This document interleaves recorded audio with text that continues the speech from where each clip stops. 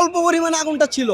ওই সময় পাম্পের যারা লোক ছিল তারা ওই যে ফায়ার ইয়া দিয়ে নিবানোর চেষ্টা করছে। ভয়ে বাসা থেকে বের হয়ে চলে আসছি। এই এলাকা থেকে অবিলম্বে এই ধরনের গ্যাস স্টেশন, পেট্রোল পাম্প যেগুলো আছে এগুলোতে সরকার বন্ধ করে সচেষ্ট হয়। যেখানে তেল নামায় ওইখানে পাইপে মূলত আগুনটা লাগছে প্রথমে। তো পাইপে লাগার পরে আমরা ছিলাম এই পাশে, আমরা দৌড়ে আসছি। আসার পরে আগুনটা ছিল অল্প থাকার পর ওই মুহূর্তে যদি গাড়িটা বের করে ফেলা হইতো তাহলে এই আগুনটা বড় ধরনের, যে গাড়িতে যে আগুনটা লাগছে এই গাড়িতে আগুনটা লাগতো না। গাড়ির যে ড্রাইভার ছিল ও টাকার ব্যাগ নিয়ে নেমে গেছে।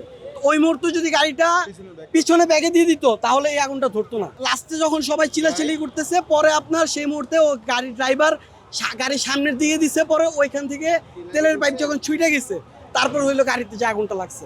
এরপরে এত বড় আগুন পরে আর কি ফায়ার সার্ভিস পরে আসাতে আমরা এলাকাবাসী থাকাতে ইনশাল্লাহ এখন আগুন নিয়ন্ত্রণে আইসা পড়ছে। আল্লাহ না করুক যদি তেলটা ছড়ায় যেত তাহলে দেখা গেছে এই যে অ্যাপার্টমেন্ট আছে এই পাশে, এই অ্যাপার্টমেন্টে ধরে ফেলতো আগুনটা। মানে আমি ভয় পেতেছিলাম এদিক থেকে ট্যাঙ্কটা যদি আগুন ওইদিকে যাইতো, কারণ এখানে অনেকগুলো এসির আছে, আউটপুট আছে।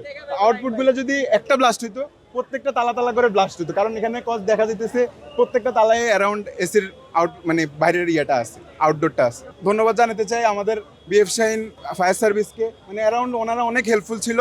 5 মিনিট 10 মিনিটের মধ্যে ওনারা চলে আসছে। এক্সট্রিম মশার কয়েল প্ল্যান্ট ফাইবার দিয়ে তৈরি, তাই সহজে ভাঙে না, সুগন্ধিযুক্ত ও নিরবিচ্ছিন্নভাবে জ্বলে। ডেঙ্গু, চিকুনগুনিয়া বাহি সহ যে কোনো মশার বিরুদ্ধে দেয় এক্সট্রিম সুরক্ষা। বিমান বাহিনীর যে ফায়ার সার্ভিসটা তাদেরকে আমরা ধন্যবাদ জানাই, তারাই সবার প্রথমে আসে। আর ওদিকের যে ফায়ার সার্ভিসটা ওখানে আসতে পারে নাই, কারণ হচ্ছে রাস্তায় জ্যাম ছিল।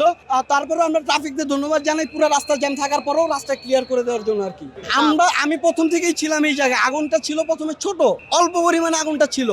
ওই সময় পাম্পের যারা লোক ছিল তারা ওই যে ফায়ার ইয়া দিয়ে নিবানোর চেষ্টা করছে। তো যখন লাস্টে গাড়িটা সামনের দিকে যখন রান করছে, তেলের পাইপটা ছুঁইটা গাড়িতে পুরো আগুন লাগছে আর কি। বাসার থেকে শুনতে পাচ্ছি যে বিকট শব্দ, বুঝতে পারি নাই কি, বের হয়ে এসে দেখি যে আগুন জ্বলতেছে। ভয়ে বাসার থেকে বের হয়ে চলে আসছি যে যদি বাসায় লেগে যায় আবার আগুনটা।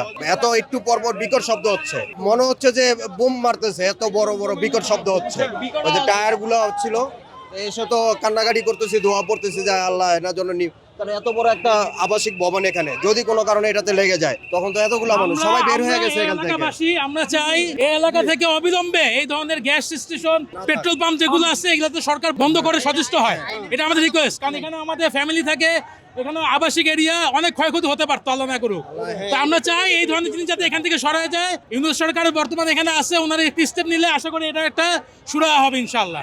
এরা যদি ইচ্ছা করতো বা যদি ওইরকম স্টেটমেন্ট নিত তাহলে আগুনটা সুন্দর মতো নিবানো যাইতো। এরা ফায়ার সার্ভিসের অপেক্ষা করতে বিমান বাহিনী নিবাইছে, কিন্তু এমন বিকট শব্দ হয়েছে সেটা বলার বাইরে। এদের কাছে পাউডার গ্যাস নাই, এই কারণে এরা আগুনটা নিয়ন্ত্রণে নিয়ে আসতে পারে নাই। সবচেয়ে বড় কথা কি ভাই, এখানে ফ্যামিলি থাকে।